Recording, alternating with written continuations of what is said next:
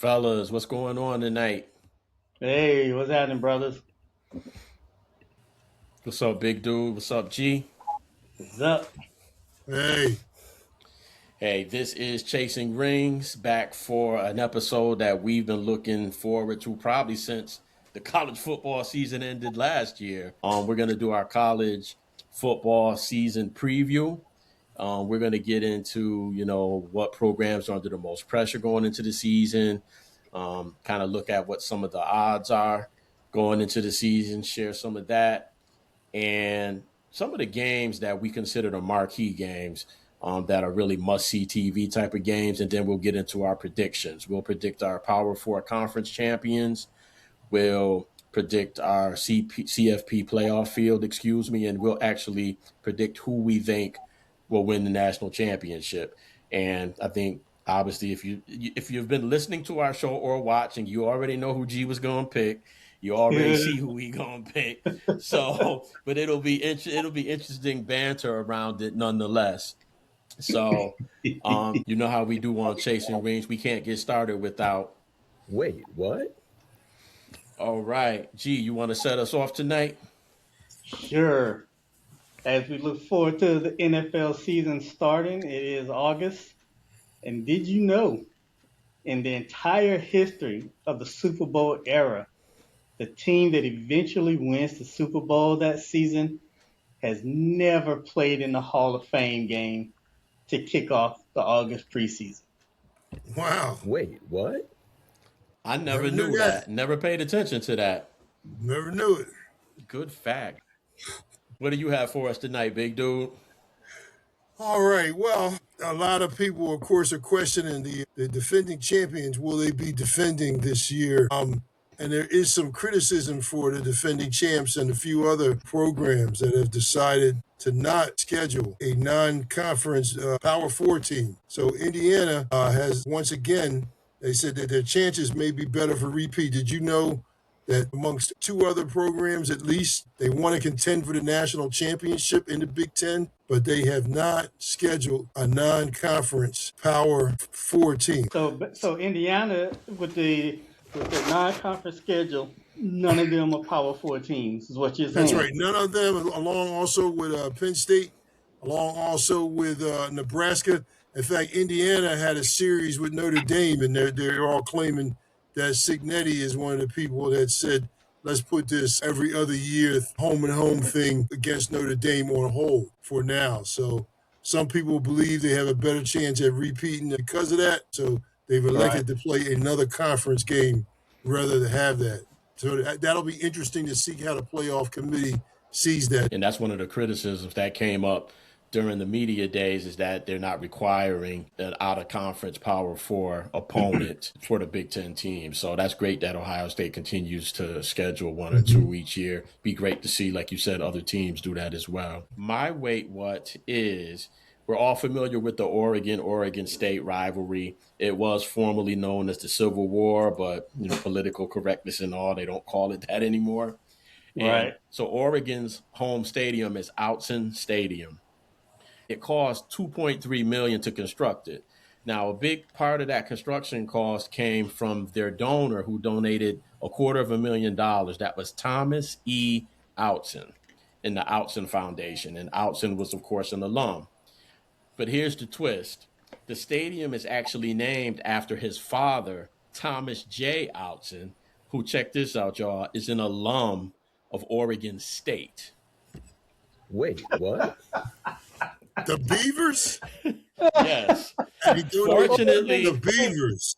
Fortunately for Ducks fans, yes, Oregon State is named after an Oregon State alum. Yes. And fortunately for Ducks fans, there's been no curse. Oregon is 19-7-1 versus Oregon State at Autzen. I think there's something like that in the SEC too, like one of the stadiums. Mm-hmm.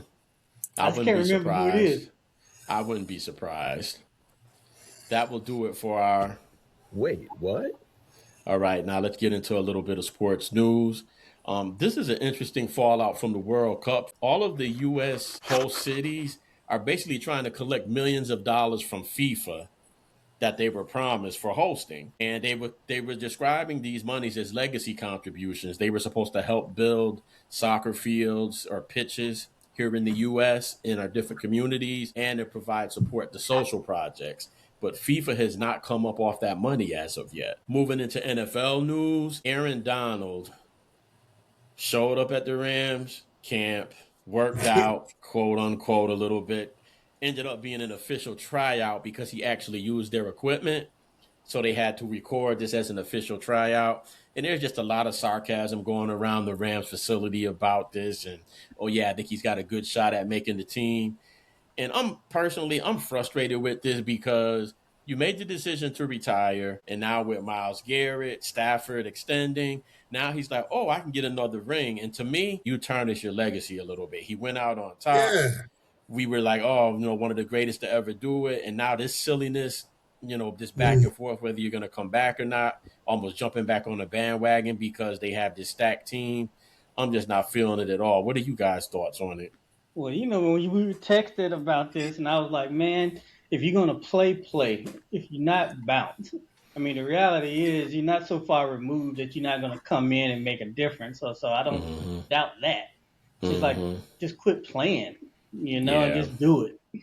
Yeah, I say give somebody else the opportunity. I mean, he's going to do okay. I mean, he's never lost his shape from what I keep hearing almost in every year, but it's still going to be about what else you can produce and how much the game has passed you by. Because if you're not as involved with it, you're not as involved with the locker room and involved with the defensive scheme. And then some of the other players that have come across, they probably just aren't used to him because he has to understand it's a totally different team that may not include whatever he does well. Right, that's true. Yeah, I didn't even think about those components. We'll see where that goes. The other remaining news, we had 3 contract extensions, all running backs, which is a rarity. We see some drama that's happened the last few years with running back contracts. So first we started off with Bijan Robinson in Atlanta. He got a 3-year, $66.75 million contract. And at that point, he was the highest paid running back in NFL history with $22.25 million a year. Then we got Jonathan Taylor signing for 2 years for $44 million, just a little bit shy of Bijan Robinson's salary. And then today, Jahmyr Gibbs actually did sign the richest contract in running back history, 3 years, $67.5 million, and that gives him $22.5 million a year, just slightly above Bijan Robinson. So the running backs are getting paid. It's interesting though, 3 year, 2 year, 3 year. Right. So they're not getting these long-term deals that you see the other positions get, which is par for the course with wear and tear that the running backs take. But kudos to them. Great that they're getting paid. Yeah. 3 of the superstars of the game, definitely 3 of the top running backs in the game. So congratulations to them. Man, nowadays I think you almost need two like every down backs who capable of being every down because I just think that's just where it is now. And we'll end our news with brief training camp updates on our respective teams. G's team is actually playing in the Hall of Fame game as we record. Any big things coming out of camp for you guys? G, I know there were a couple of key injuries early on, but kind of what sense are you getting heading into the rest of the preseason here in terms of how the camp was for the Carolina Panthers? Well, the bright spots, Bryce Young and Taroya, I hope I pronounced his name correctly. McMillan, they have really good downfield chemistry. That was coming out of camp. Jonathan Brooks is progressing well after the surgery. Which when you messing with ligaments and tendons, those things can take a while to heal. But he seemed to be progressing pretty well. Cam Jackson, he's gonna actually start as a defensive tackle. So we've actually made some good improvement on our defensive line. Okay. I call this a gray spot. Bryce's extension is on hold, so they're probably going to wait and see how he does this season. But, some of how he does is going to depend on his offensive line, which is kind of leads me to some of the dark spots. Taylor Moton, he went down. So Monroe Freeling, who was battling for left tackle, is now going Right. to go to right tackle, Mm-hmm. and I think Rasheed Walker is going to be on the left, and then we Okay. got Oh. Akim Ikwonu, he's out. So our offensive line, we're going to have somebody who's intending to battle at the left side, and his battle partner is now on the right, and two of our main people are gone. So, Mm. which adding to this concern for Bryce is we got Chris Brazil. He's out. He had Yeah. surgery, and Leggett is there. We have Horn Jr. is there, but there's still some depth issues. So I mean, things are not setting up well for the Panthers. Things are not setting up well for Bryce, but we'll see. All right. What about you, big dude? What's going on with Eagles camp? How did they fare? Well, everything seemed to have been going good. With again, as y'all might have mentioned in some of those earlier episodes, I'm just still somewhat leery on this new offense I keep hearing about. But the more I hear Jalen Hurts talk about it, he seems to be not that he wasn't verbal before because he was, but he's verbal with a different type of ring, which I'm glad to hear. That the offense makes sense. There's not a lot of changes. Sean Minion apparently has a good relationship with him. And I think you mentioned Guru, and I see what you mean, but we'll see how it translates into the game about Dontavian Wicks. His knowledge and his background with Sean Minion has helped people make the transition. They seem to are looking at him, especially now that the last maybe 3-4 days, both Makai Lemon and Devontae Smith have been out with this soft tissue injury with their hamstring. I don't understand it. They're both out, which I'm very concerned about. More about Makai Lemon, missing reps and missing everything. We don't really need him to do too much in the games, but we needed to be set for any type of inter squad activity that they have. So we need to get them back, but at the same time, there is going to be a wide receiver battle to see how many that we keep. The Eagles have a wide receiver that came in from last year, Darius Cooper, who was kind of a dark horse to make the team last year, made it. Now he's going up against Hollywood Brown, and there's another guy, Johnny Wilson, the 6'6", 230-pound wide receiver. He's not a tight end, but he's a wide receiver, and it's going to be difficult to figure out who the Eagles are going to keep with them. Their offensive line is looking good. Two major surgeries that seem to be working out good with the center, Cam Jurgens, and Landon Dickerson, the left guard. There's questions again about how much they're going to hold up, but they're doing well so far. And Lane Johnson, actually, they've given him permission, and they said it wasn't injury related, to have off the last 4 or 5 days. There has been talk about whether they think he's going to retire, and everybody is denying it. So, and I think I would deny it also. It might be a point at, we're going to keep him as long as we can keep him. Let's just do some stuff away from football. And of course, we all know the big signing of Jalen Carter. Our defense is just about back, but Jonathan Greenard, his injury, hopefully he'll be back by maybe the second preseason game that he'll be able to play. So our defense is good. Y'all saw Cooper DeJean. They are going to play him at a set and safety as well. They don't really want him to play safety, but because they have him at nickel corner. So the question will be about which package. I just hope they don't mix those up too much. And of course, on the corner with their tremendous corners that they have, those things are going well. And who will be the odd man out? Marcus Epps is the safety that is going to be there when there's a regular package. So the Eagles need to make sure basically that they stay healthy. Don't try to figure it out too much with this new offense where Jalen Hurts is under center. Let's hope they just keep it simple. But that's pretty much it as far as camp goes. And we need a dynamic special teams player that's going to help us make some plays on special team. They don't want to use Cooper DeJean supposedly anymore to be a safe return guy. So let's go Birds. Let's just make it simple, and let's make sure that we recognize with that new offense.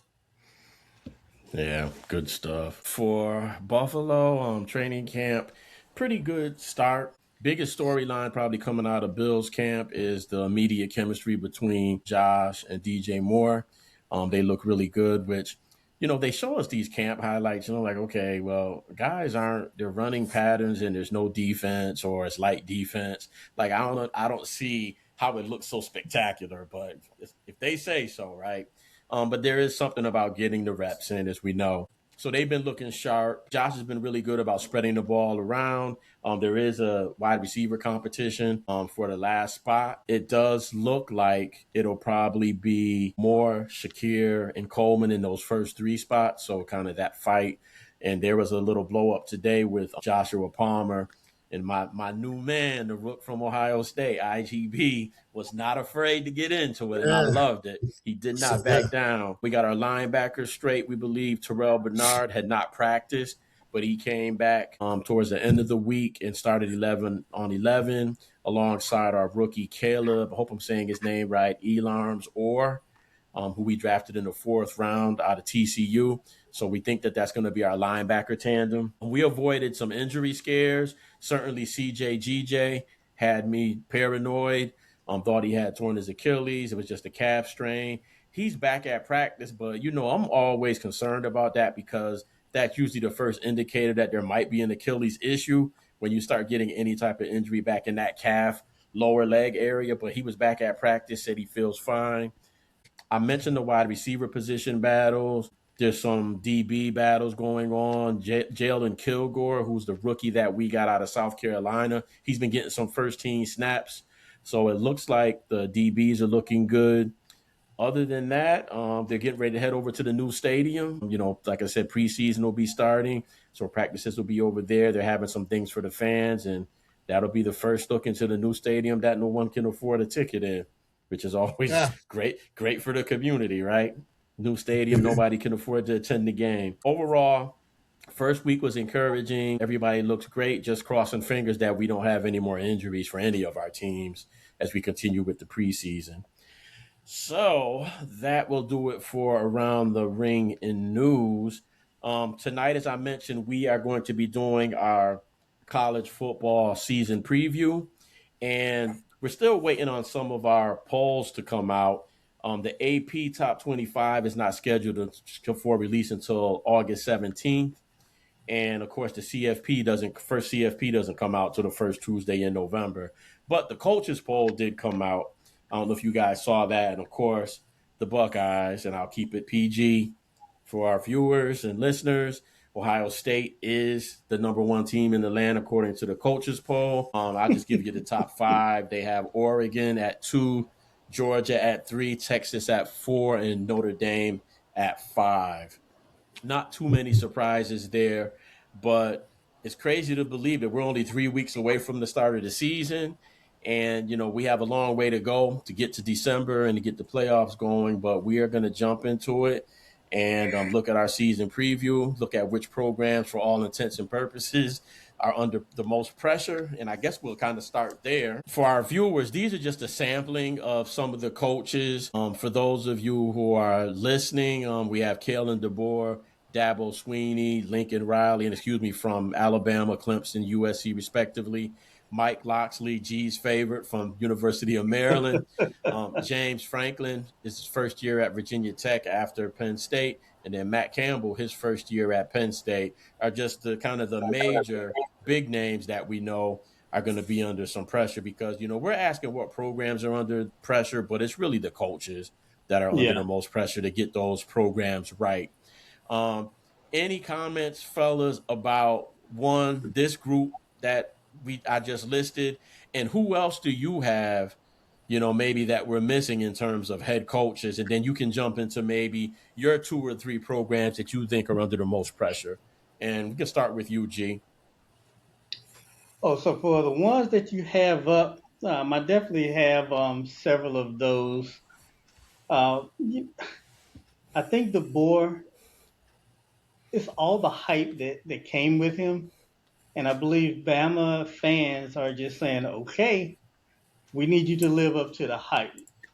Dabo Sweeney, he wasn't on my list, but I can understand why, because I think he was definitely more on the hot seat before he finally caved. to really get involved with the portal and whatnot. So some of this is redemption for him. Could be. So I'm not going to go through all of them, but just as a quick brush, yeah, those two makes total sense to me. I also have Texas and Oregon, and for I think in those cases, it's really kind of a now and never for a championship. I think the Mm-hmm. teams are tired. I think all the boosters are tired of pouring in all the money. I think it's just really now or never for them. And then the only one another one that I will touch real quick is Florida State. I believe the Mm. fans there have just been waiting entirely too long, and knowing a few Florida State fans, they're just done. So it's really one of these situations where that coach is probably going to be doing is going to be one of our candidates for the Ossie Davis Award for real. Yeah, I'm a little bit surprised that Mike Norvell's name hasn't been thrown about a little bit more because I mean, since Florida State got snubbed for the CFP the year that they were undefeated heading into the bowl game, the program's been all downhill since then. Yep. And I understand that they had a pretty big graduating class and a lot of guys leaving early. I get that, but you're still Florida State. If you had a roster that was good enough to get you an undefeated regular season, how do you totally fall off a cliff the Right. 2 seasons following that? So definitely some serious pressure. And it seems like he's under the radar pressure wise for some reason. It is, and it's definitely. I like the fact that you went back and gave a little bit of history. Is the because I think I characterized it wrong. When I say the fans are waiting too long, at least in that instance, Maryland is true numerical. They've been waiting. I think this is Loxley's ninth season, something like that. But Mm-hmm. Florida State is because it was a deep dive for them, and Yes. they're just like Yes. pretty much saying what you just said. They're like, hold up, it's two seasons from us, getting a snub, and we were right there. What the heck is going on? So I think you characterized that better than I did. Yeah, and it just makes no sense to me, especially how he was crying about, they end up getting demolished in the bowl game by Georgia, and then he's crying about it. Well, Hmm. you haven't proven anybody wrong since, my guy. So, No. this is kind of show and prove. So I'm really, really glad that you brought up Mike Norvell because I haven't heard his name once this offseason, and I think that's weird for a program as Yeah. high profile as Florida State. Well, you know what And I they have personally some think good is going to games on happen the with Florida schedule. State, though. What do you? Oh yeah, you do. Repeat it for our people that may have missed it. G, talk to them. Yeah, I'm thinking Colorado is probably not going to live up to the hype this season, and I wouldn't be surprised if Prime is gone. But when he leaves, he's going to Florida State. Man, That I makes I sense would to me. love to see that. I would love to see that. And you're If right, it's big not dude. It this does season, make it's sense. 28. I don't know Makes why they sense. didn't hire him to begin with, but I'm sure there's way more to that than we will ever know. Big dude, who are you looking at in terms of the programs, the two or three programs in your opinion that are under the most pressure heading into this 2026 college football season? Well, I'm going to look at Clemson, and I'm going to look at USC with Alabama in a close third because Lincoln Riley has got to do it. You Yep. know, he's had some of the players that he's needed. He's lost some good ones in the portal, and he's gained them, but not at the real same return. And I can't say it's all that, but they have the players, they have the athletes. They Hmm. just have to deliver. And the fact that they're in the Big Ten, I think a lot of people thought maybe because of where they were with their national schedule, their former Pac-12 schedule, that they would do well in the Big Ten, but they're finding out the Big Ten is for real, and he is not going to get too many more chances. They have people that go to the NFL and everything else, but they haven't been able to come close to even hanging a Big Ten flag. I think this year, if they don't win the Big Ten this year, I at least I don't think that, or a runner up. I can't see Lincoln Riley surviving that. I just can't really see it. And they have to take a look at what the program's identity is. With USC, you always knew all the way back in the day, there was student body right, student body left, Then you had the Reggie Bush era of the great running backs and all those folks. But then, of course, you had the wideouts, the Michael Williams, the 6'5", 228-pound wide receivers. They were made, but they were also made for winning. And this one, they just haven't had enough to win the tough games that's going to get them to the big game. Yep. Now, Dabo Swinney, he's been there 19 years, and he has they have the two national championships. A lot of people would say probably if this was a different era, you're good for a while, you'll never be able to pay for another meal down toward Death Valley. But that's not the case anymore. That game they have against LSU is the first place that, we have to find out who the real Death Valley is. LSU calls it the Death Valley. Clemson would beat LSU and establish themselves as the real Death Valley, and also getting better all the way throughout the season. That season for Clemson did not go well. It's not where they've been, but That's they say an understatement. it just did not go well, and he started to make excuses, which he never did. So we don't want to come to a game where they're 0-3 like they did with James Franklin and said fire James Franklin, that they'll be saying fire Dabo Swinney, fire Dabo Swinney. Okay. And my third one, of course, is Alabama, Kellen DeBoer. Coach DeBoer, do you know you're in the Southeastern Conference? Do you know you're in Alabama? Do you know you don't have it? There's no such thing as house money. You have to do it. Big And I boy think pans for football down there. right. Nobody's going to accept anything less out the gate. You're not new anymore. There's no semblance of anything that's new. Again, you have the players, but you got to get the attitude, which is not seen, that there's a championship attitude, that you can come out there and run the ball and do what you have to do to make those other teams go away. That's what Alabama could do all those other years. Run the ball. They had their athletes. They had the defense.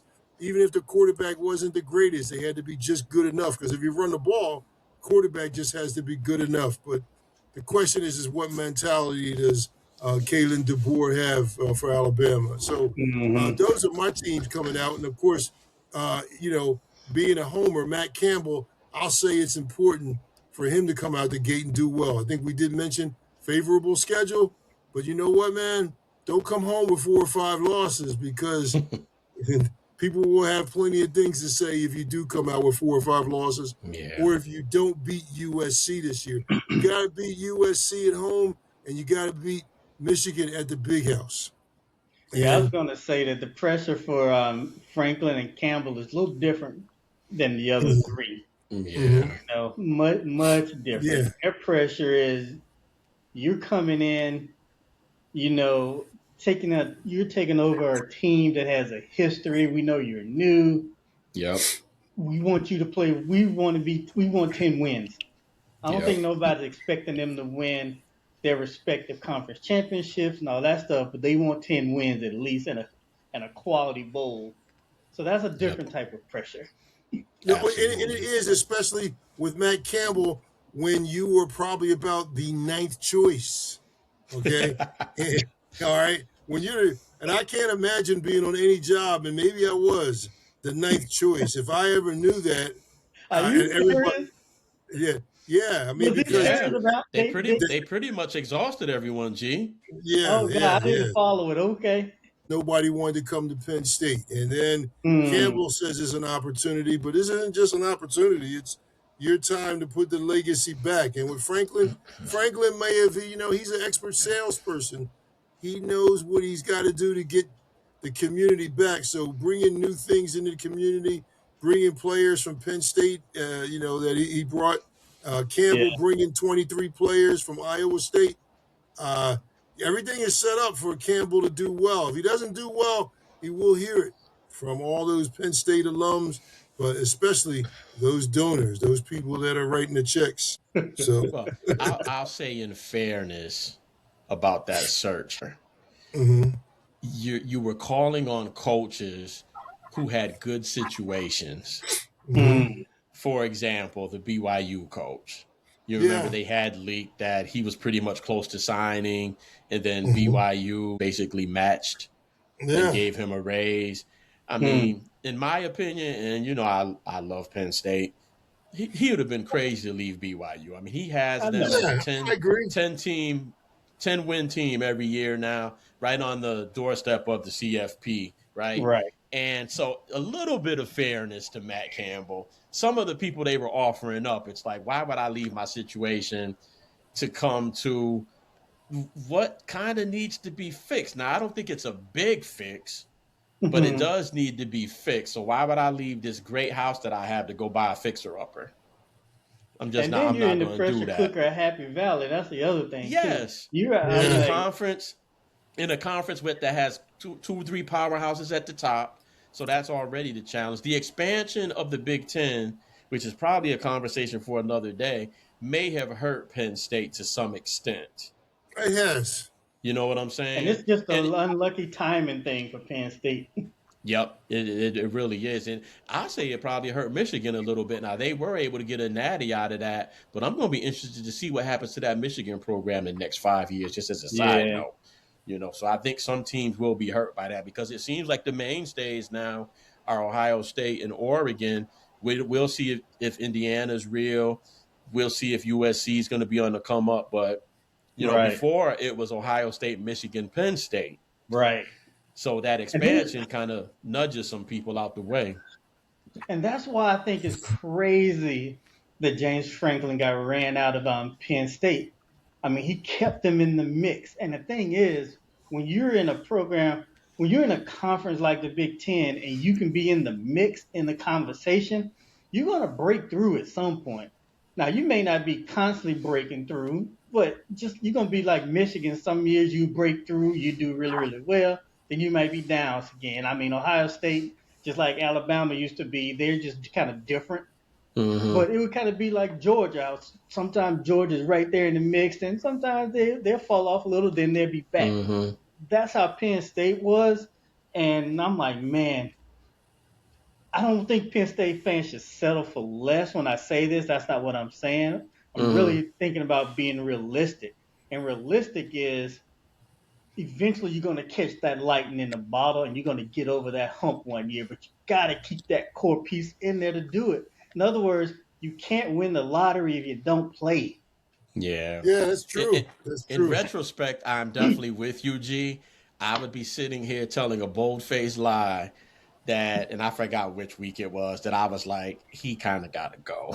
Yeah, you sure Yeah. was. you And know. we were arguing. So I'm not going to sit here and act like, oh, I definitely was one of them people like, if he loses this week, he's probably got to go. But man, quickly thereafterwards, I was like, they probably shouldn't have done that. Yeah. Well, it's Especially when difficult. they I mean, couldn't look, find anybody. If you're going to do it, you got to have somebody. You should have had a lined conversation up. with somebody already. Have So them that I lined don't up get, yeah, before well, you you pull man. know, the trigger. you got a redone stadium. You have a lot of other things with the programs. You got redone stadium, and you maxed out your your NIL deals, your NIL money going up a whole nother thing. So he asked for several things. That's what's difficult about it. But you also learn the part about politics and coaching as well. He said this was the best team he ever had in preseason. You just Wow. don't say, hey, let me tell you what I learned from Joseph Vincent Paterno. He said, let me tell you guys something before we get started. Don't pay attention to anything I say in the paper. I have a reason for doing it. I'm like, what's he Oh, talking about? wow.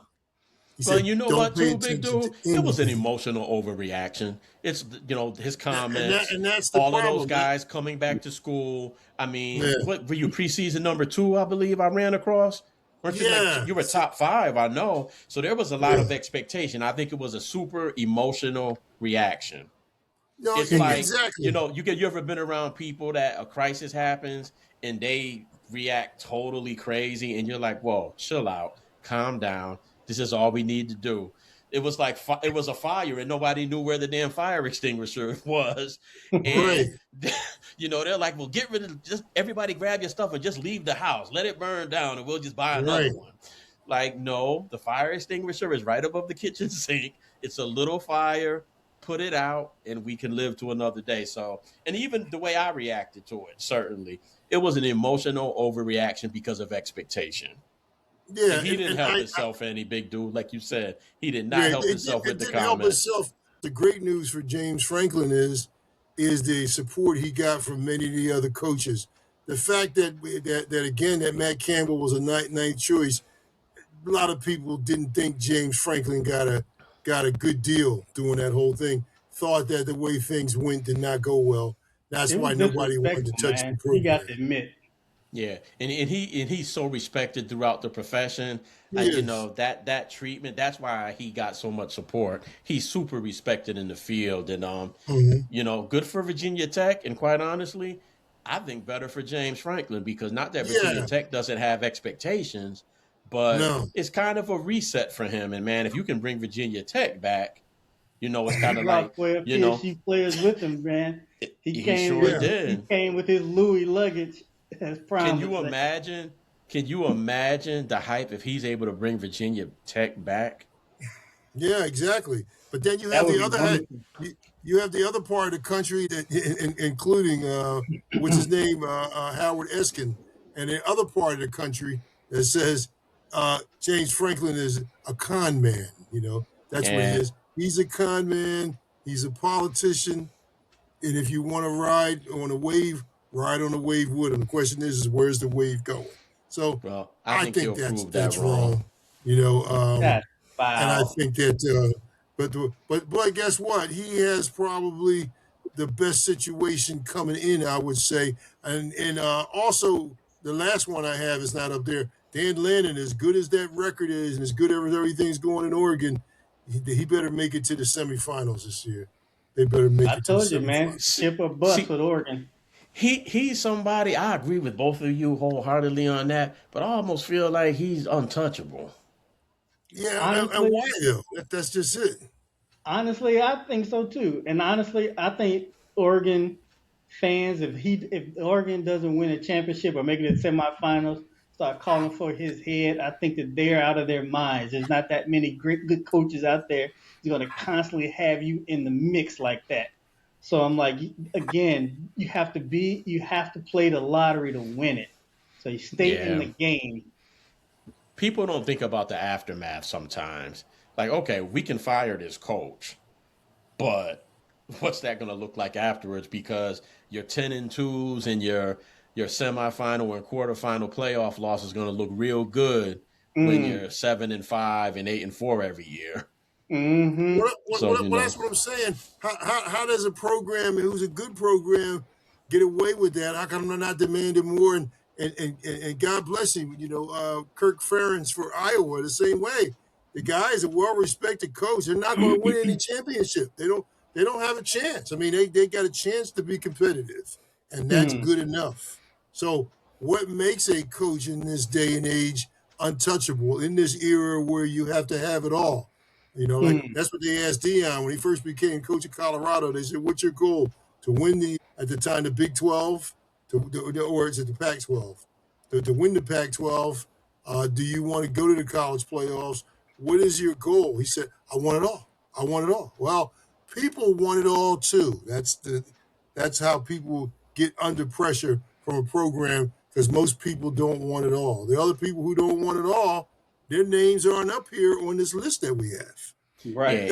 and you know, Big Dude, you bring up something really important, and bringing up Iowa takes me there. I do not mean this at all in a disparaging way, but I think that some programs just know you're not winning a national championship in football. And you could say, well, Indiana won one. Iowa, you've never been anywhere near the Well, air not in that a long Indiana just time have you sniffed. been in the mix. You know, we're talking Hayden Fry when maybe you had 1, 2 Sure losses here and won. there and went to the Rose Bowl, right? Mhm. Mm-hmm. But we can name one time, and I think we were all kids then. So that goes to tell you 80s. how often that comes around for you. So I think that at some institutions, and they're not wrong for thinking this, we know that there's some presidents that this is just not going to be high on their radar of what determines success at their institution. And that's No doubt. fine. You know what I'm saying? And that's how you get the guys like a Lanning who can stay there all these years. But The problem that a guy like Lanning has is we've sniffed the good life a little bit, and we're kind of close to thinking could we win this with somebody else? And that's the problem, Mm. You know right? what I'm saying? Yes, that's the problem. And that's why, even though I have my moments complaining about Ryan Day, what do I always say? I don't want another coach, though. Because you guys, the complaint for you is the occasional 2-loss season. And usually that second loss is either in the Big Ten championship game or the Hmm. national championship game or a semi game. And Hmm. you know what? And I get to believe me and you crying over a football team is the most ridiculous thing ever because Right. it's been sweet. It's been real Right. sweet. But you come back down to earth when you realize, man, the alternative is this, Like, you know? nah. No. So, So no. I think sometimes fans, a lot of us think it's easy to win a championship. Hey, let me give you a yeah. step back. It's easy to win your conference, Mm-hmm. much less get in that 12 and win a championship. That's not easy at Yep. all in any stretch of imagination. And so that's why, yes, even though I can complain about a Ryan Day, I can see that big picture. And that's also why I do still say for Lanning at Oregon, it's a chip or never. But that's kind of tongue in cheek. They're not that dumb, I don't think, to get rid of him and his team because he has them constantly in the mix. And honestly, you got to look at it, man.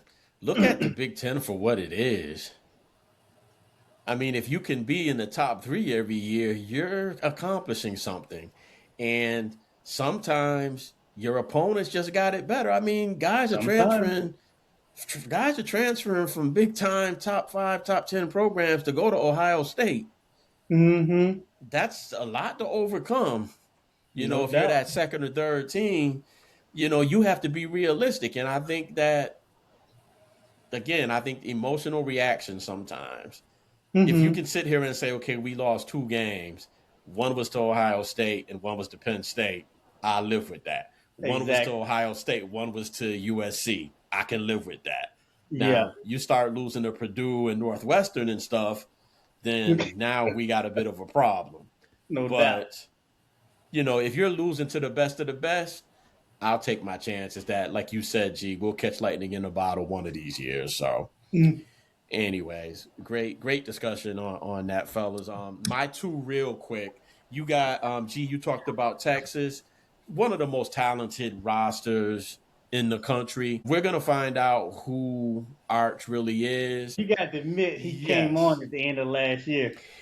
he did come on the end of last year, but I heard a good comparison today. And I don't remember specifically, but the year before Texas won the national championship with Vince Young, apparently he kind of had his coming out party in the bowl game they played that year before. I guess, was it Texas, Michigan? You have a great I can't memory, big remember. dude. I feel like it was Texas, Michigan. And he had a I hell think of a so. game. It was a good game. And they were like, "Ooh, this is what we got coming in the next year." And they Right. won it. They think that that's what they have in Arch. Now, Hmm.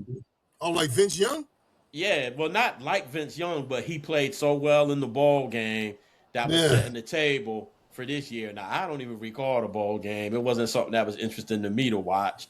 I feel like I tuned in for a little bit, and I don't remember that level of excitement. Did he get better as the year went on? Sure.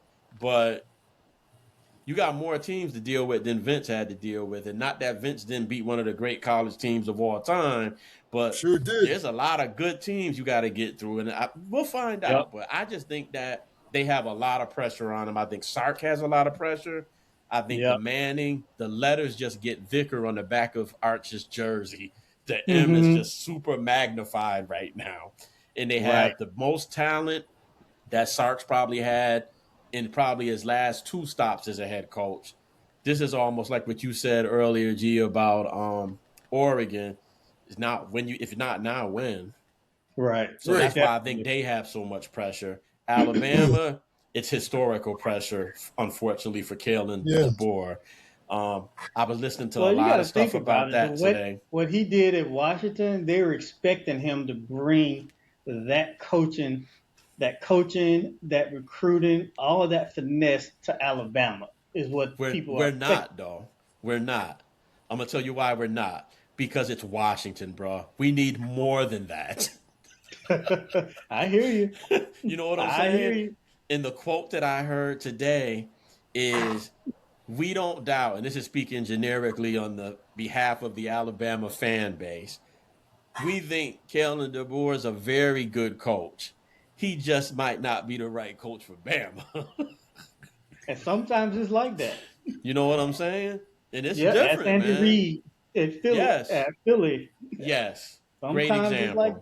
that. Great Yeah, I example. mean, Bama, you got to go in there and you got to get dirty, and it just doesn't seem he's been Bama-ized. I don't know if that's the right word. And I I don't just think he's don't capable of feel it. being. I think that's a great word, big dude. And I don't think he's capable of being. I think that's the issue. But you got to admit, Alabama's another one. As the season went on, you start seeing this different Bama, and I think that that's the reason why they made it into the playoffs. It's Mm-hmm. because Alabama came on pretty strong toward the last couple of games of the season, and Mm-hmm. so that's how I think they got in, and they actually won when they were in the playoffs. So it wasn't a fluke that they got. Well, who did y'all play? Before I say that, Oklahoma, who had beat yeah, us so it wasn't already. like a fluke thing. Yeah. They were just on a rise. And so that's why I understand where you're coming from, Guru. I understand where all the Bama fandom is coming from when you've been spoiled as long as you've been. Mm-hmm. I think he's doing a better job than y'all giving him credit for. Oh, I thought he did. I thought he did an excellent job the second half of the season last year, and he had his moments. Like I think he called a hell of a game against Georgia, but there was something missing there to allow. Bama doesn't allow teams to come back like Georgia did in that game. The last 2 years, Did they play the way, prevent defense? nah, just the intensity Hmm. wasn't there, and you know Saban don't allow that, man. You could be up by 40, and if you're out there lollygagging, you'll come out.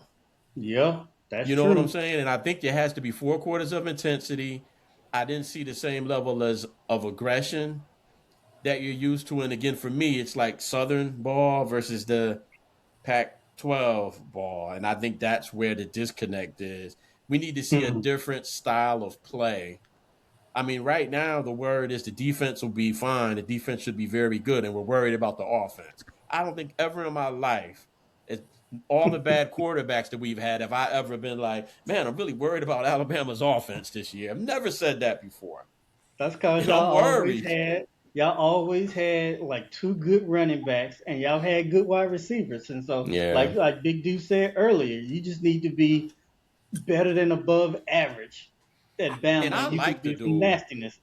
I want him to be successful. I like him, as a human being. You know, verdict still out on him as a coach, but, Nick Saban was getting the same treatment. I don't know if anybody remembers Oh well Yeah. Louisiana yeah. Monroe. Louisiana Monroe gave it to Saban on the chin in the beginning, and Yeah. DeBoer I hasn't had a forgot about loss that. like that. DeBoer hasn't had a loss like that, and he's gotten us to the playoffs. Yeah.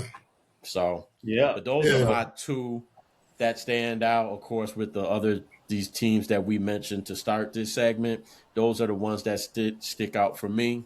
Let's move into um, the odds this year, and all of this stuff is to make G feel good so he comes crashing down in December and January. I'm hyping him up so he can just crash. I I want him know to you crash want to see a out. brother crash at I the want to end of see the you season. crash out in January. Oh But God. no, in all seriousness, these are the championship odds that DraftKings put out. I think a couple days ago. And again, for our people who are just streaming the audio, Ohio State has the best odds. Next is Notre Dame, Oregon, Texas, and Indiana at the fifth spot. Then you have Georgia, the U, LSU, Texas A&M, Texas Tech, Alabama. Somehow, how are they in this conversation? I Man, don't come know. on, dog. Ole Miss, Oklahoma, excuse me, Southern Cal, Michigan. I don't know why they're in it, in Penn State.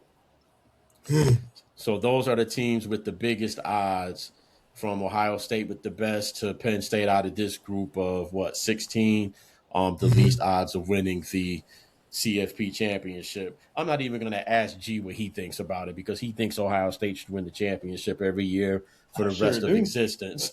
I Big sure dude, do. what are your thoughts on where they have any surprises to you here? I guess is a better question. Uh, I would say I'm surprised Miami's not higher. Yeah, Um, I was a little surprised Miami, at that one. they've got their squad back for the most part, and they only have tremendous players. They have a coach that has been through the ringer. I know sometimes a loss can push people away. That they thought that was their best chance last year, and I think, to be honest with you, last year I think Indiana was the only team with that team they had last year that really could have beat Miami. And again, Indiana, I don't know why they're fifth. I think that's a little early for them. Indiana should have a good season because of what they did last year. That doesn't necessarily put them there.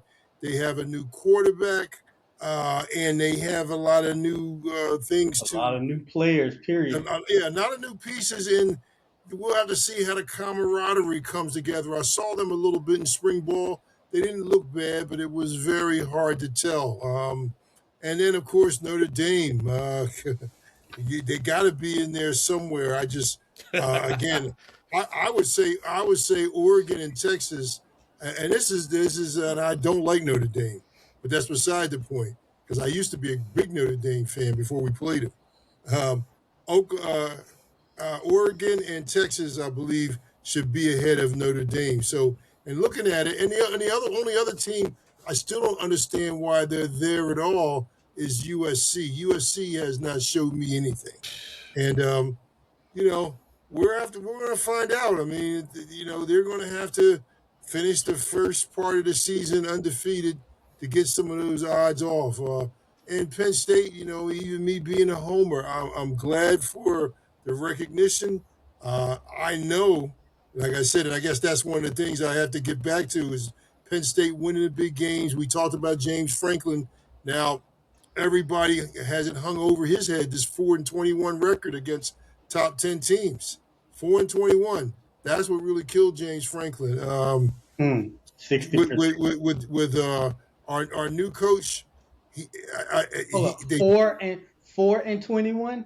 4-21, and that's Ooh, when they God. were splitting the divisions. Doing that leaders division and doing the Yeah. legends division. And we had to, people don't understand, we had to play Michigan and Ohio State. But guess what? So what? Somehow you got to figure out how, because they were calling him non-big game James. You know how they call him big game Wow. James, non-big game James. That's So cold. we can't have that, Coach Campbell. We got to get USC and we got to get Michigan on the road. I say Penn State. It's hard to tell what's going on, but I really think Notre Dame is. Miami should be higher. If you look at it, I really think Miami should be in the top four. Yeah, That's in that's terms what. of I wouldn't chances to argue that. win, yeah, in terms of odds to win the championship, this is not odds to make it to the playoffs. So Right. odds to This is to actually win win it. This is to right. Right. win I'm the just whole like, I don't thing. know why Notre Dame is up there.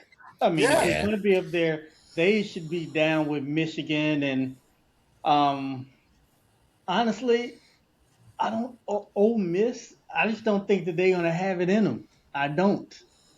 I hope they last year. I really was pulling for them, but they just don't have the squad. So I'm just like, what are you doing? And why do you go out 16 places for this? Because some of Yeah, them why just did yeah, know. that's a really odd number to stop at. Real odd. Ohio State, possibly. Oregon, possibly. Texas, possibly. IU, Georgia, I get it. I'm a believer in Bama. I think they're going to continue to rise. So I Hmm. honestly think that they have a chance. Um, Honestly, the rest I don't. You know what's And I'm interesting kind of about this iffy on list? A&M. Sometimes I'm like, yeah, A&M. Then other times I'm like, I don't know. I don't know if that's just a fan in me because one of my boys' son is going to be playing for them, so I want to give Hmm. them. So I have to own that bias there. But yeah, What's interesting Oregon, about this Texas, list is Ohio this. State, IU. Miami. Who else, really? So you got 13 of these 16 teams are SEC and Big Ten. Except for Texas Tech, right? You got Texas Tech, Notre Dame, and And Miami, yeah. which is And Tech doesn't crazy. have they don't have a fighting chance to win And the when you listen championship. to what a lot of the pundits are talking about, how is LSU so high? Because a lot of people aren't trusting that this is going to be the year.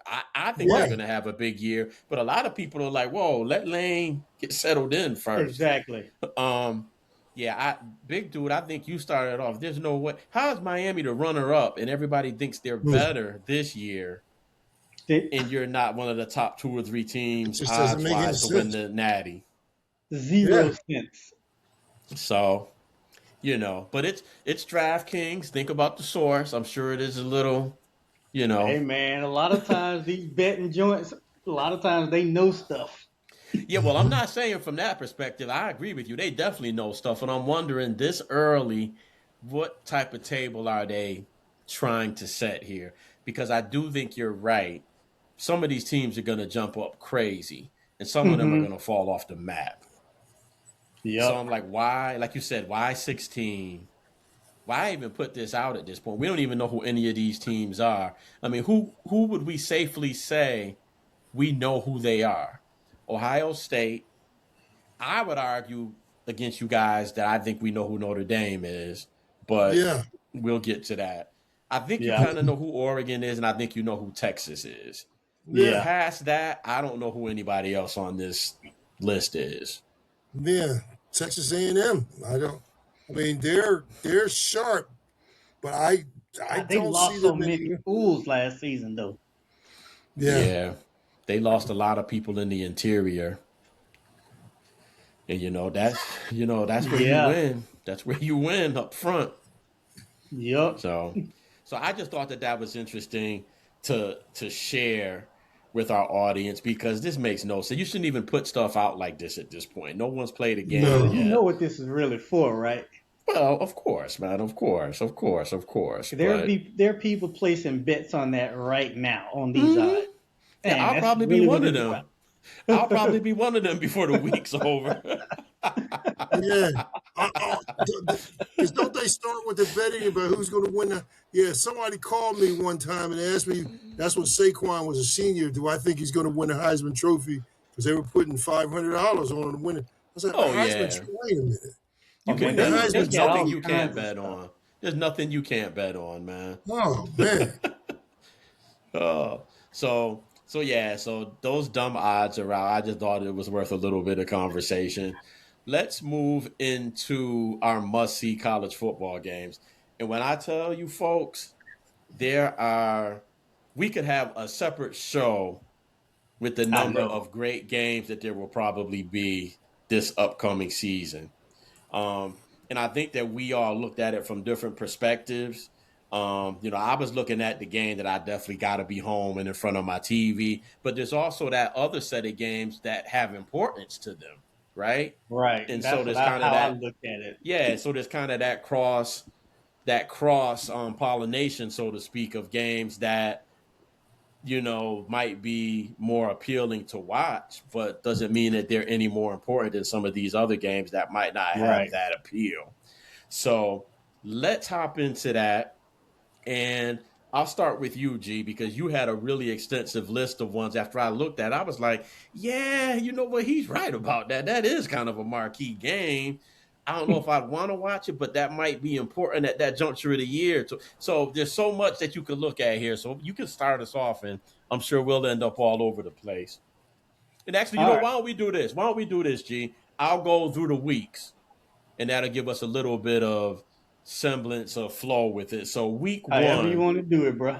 the game that jumps off the charts immediately for all of us is Clemson and LSU because there's just not a bunch of games that week one. Right. Right. Again, we mentioned a couple shows ago that's in LSU Death Valley, tough place to play. It is a night game. Yep. Interesting start. We don't know who LSU is going to be under Kiffin, but that's always must see TV. did we have any first comments about that game? And was there anything else going on week one that anybody had on their radar that might be a good game for us to watch? Well, That definitely was for me, that's one of those.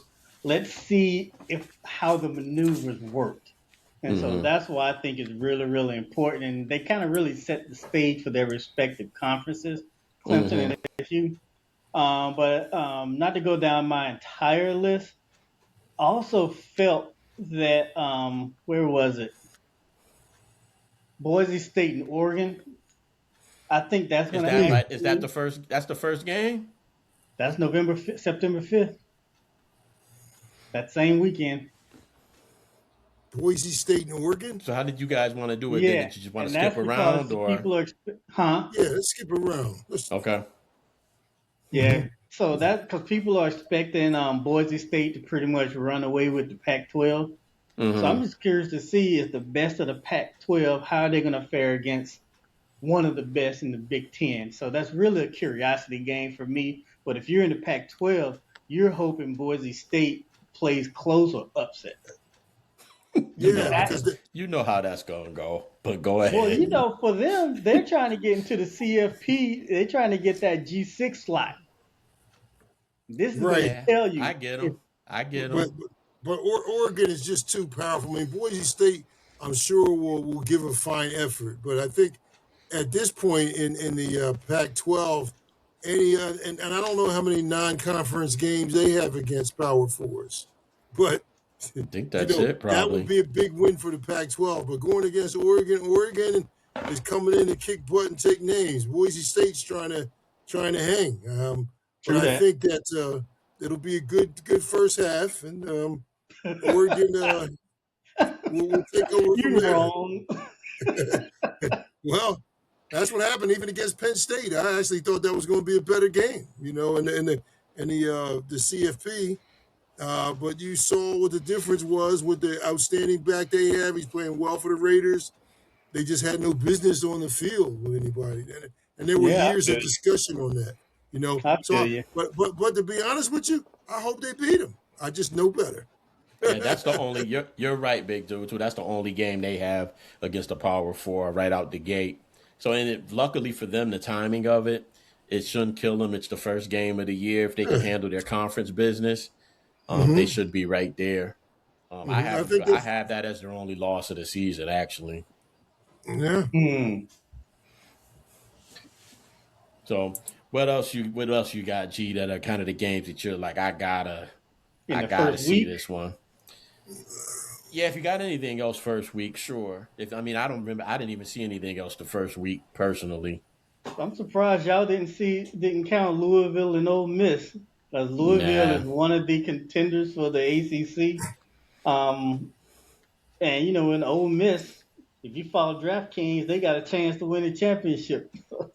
But yeah, Yeah, nah, those are games where I can get stuff done or yeah. have it I on mean, in the background. That's a background. I'm doing something game for me. honestly, the more I talk about it, yeah, I agree. They're important games. You Yeah, identified they're definitely important games, but in not terms of you know being home for it, if I get there at the third quarter, I'll be good with that too. I don't need to be there at kickoff or nothing like yeah. that. You're right. I need to adjust. I'm not making any wings for that one, G. Yeah, no, I agree. I Oh need to follow man, the assignment more see closely. that's sad, man. That's pretty sad, Guru. I don't know. You're right. I might heat up something for that one, big dude. Yeah. Well, let's slide into to week two because you know what we got week two. I Out know the what we gate. got. G is not going to sleep probably Nope. starting I'll be on Wednesday, pins and needles for like 3 or 4 days. and you should be on that one. You should be on that one. Ohio Is that the State at Texas. Yeah, that's gonna be Um, big. That's going to be that's the going to be highest big. game all season. That's a payback game. Really ugly game last year, in my opinion. Now that's a game we're talking about marquee games. I got all my stuff done. I got my food set up, and man, one of the most boring big time games that I've seen in a long time. So I hope this gives us something better than what last year gave us. What are your Well, thoughts, have G? Ryan Day call and play, so Yeah, that's Yeah. true. So what are It's you like thinking about that Arthur one, G? What's Smith. your feel? Oh man, I'm just so happy with our new offensive coordinator, our defensive coordinator. It's going to be a much, and I mean, I don't even know if it's a much better OSU team, and the play calling on both sides of the ball, I think, are going to be much better. So yeah, I'm not going to say this is going to be a blowout because I do think Texas is for real. I do believe Arch Manning is playing to the level he was expected to play. Uh-huh. It's going to be a heck of a game. Yeah, We I'm need to be expecting a on good to do game. that Oh when yeah, this you is gotta on. play. You gotta play this game. I have you guys that I have that as your only loss of the season. And I But don't yeah, like you either. you gotta be. Look, G, if you're 11-1, bro, you're right where you want to be.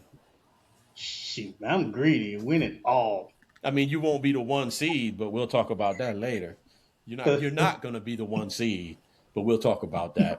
Mm, Big dude, what are your thoughts on the Ohio State Texas game? Well, and to be honest with you, I think this is I don't think he's in any trouble, but I think this is a big game for Sarkisian. I mean, he yeah. getting this and defending the home field Yep. against OSU. I mean, it's going to be important for Texas, and Texas has lost some players from last year. Also, the linebacker, I think Hill was his last name, that went to the NFL. So, Yep. uh, Anthony th- Hill. Yep. yeah, they're going to have to. They're going to have to come out and they're going to have to not just play well. I mean, I think that's the first game that I can see that has the effect on two different programs for the season. So I would say on that day there will be a lot of pressure on Ohio State and Texas. I would say that'll be a different list by matchup. That's probably the most meaningful game I would say to that point. And of course with Ohio State, their new offensive coordinator. Can he keep up? Well, even though he's got the NFL experience, can he keep up with the way they call blitzes and the way Mm-hmm. they do things and the way they make adjustments, and also understanding what it is those younger players understand during the game in the NFL. There's several things you probably don't have to explain after a while, but in this one, you have to get more basic. So I think Ohio State will prove a lot on the road on that one. I think somehow they come away with that one. And Arch Manning has the best game of his life, but I don't know if it's going to be good enough. And G, this is right up your alley for what you're always touting, and you brought it up the other night when we were having our debate. This is a seeding game. Yeah, Mm-hmm. This is a CFP seeding game, week it 2. is.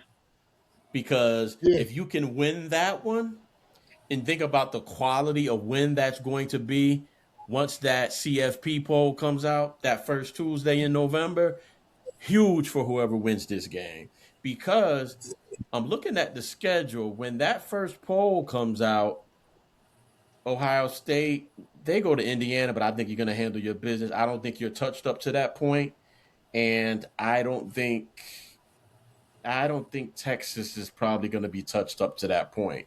So one of them could be undefeated going into the first CFP poll, which will Hmm. be crucial because if you can kind of linger around up there getting into your conference championship game, that one seed is right in your grasp. Yep.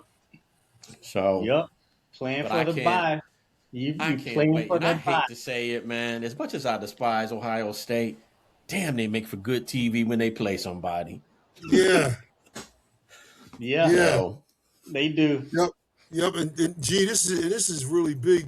That part of your defense and would you stay staunch on is where the regular season does matter. I think this is the prime example that I think you were talking about. That yep, that Oh, these people will be looking definitely. at it, these types of and I say, games, yes. right, if Texas somehow loses 3 games, but they beat Ohio State, that's going to be something to look at for that committee. So Definitely. definitely, I'm there with you if for some reason they do. And it's the same way with Ohio State. They only lost, but I think you're absolutely right though. I mean, they have to just show that they're who they are early, just so there's no doubt. But I tell you what, yeah, if Ohio mhm. State wins that game, I think it has a more detrimental impact a loss has a more detrimental impact on Texas to me from Yes. intangible, because I think Yeah, Texas needs to feel good about themselves. Ohio they State's do. going to feel good. I'm not saying Ohio State's not coming in there to try to knock their heads off, but Ohio State's not going to lose and then feel bad about themselves and it trickle over into somebody just going to get punished the following week. Pretty much. Texas, what I've seen from Texas up to this point is they could get it handed to them and then get caught out there again the following week because they're still hungover. Yeah, Ohio I can State's see going to that. keep it moving one way or another. So I think this game, I'm going to say, is more important for Texas. I think, especially they lost to them last year. They want to cement themselves as the team to beat. Well, you know Mm, what? Show us. Because I pretty think, much. however you feel about Ohio State, you would think Ohio State's defending champion, because I think if we asked 100 people, you're going to get a lot of, oh, yeah, I think Ohio State's the best team. They'd be my favorite to win a national title. So Texas can make a statement here. They need to make a statement here. Oh, no doubt. Arch needs to make a statement, damn it. Yes, So, he I mean, I does. think OSU, I mean, objectively speaking, I think OSU is going to win. And of course, Texas needs to play to win. But if they can keep it close, that won't be as bad a loss as what you may think it is. That actually should make yeah, them feel good about themselves if they can keep it close. it could. It could be more heartbreaking in some ways, depending on how close it is, how close you get to touching it. Well, I mean, Um, Ohio State, I mean, and Miami last season against Indiana, both of them can tell you when you can just taste the win and you fall short how much that hurts. oh yeah, oh yeah. I don't think Ohio State's winning this game, so I can't wait till we do our You're just preview a for that hater. week. No, I'm not a hater. I just think that Texas is going to have their number. I think they played last year, and I think that's been on Texas's minds. I think they've had this game marked for a while. I'm Now, sure. that doesn't help you win, but Mm. Oh, I feel you. This get back is um, real. yeah. And do we have anything else going on in week two that you guys identify? What do you have, big dude? You have anything else for week two Not that you so think's a much for big that one. game? Okay. Yeah, Not the not early so early much. season isn't. It's a slow roll. I feel blessed that we got those two games the first 2 weeks.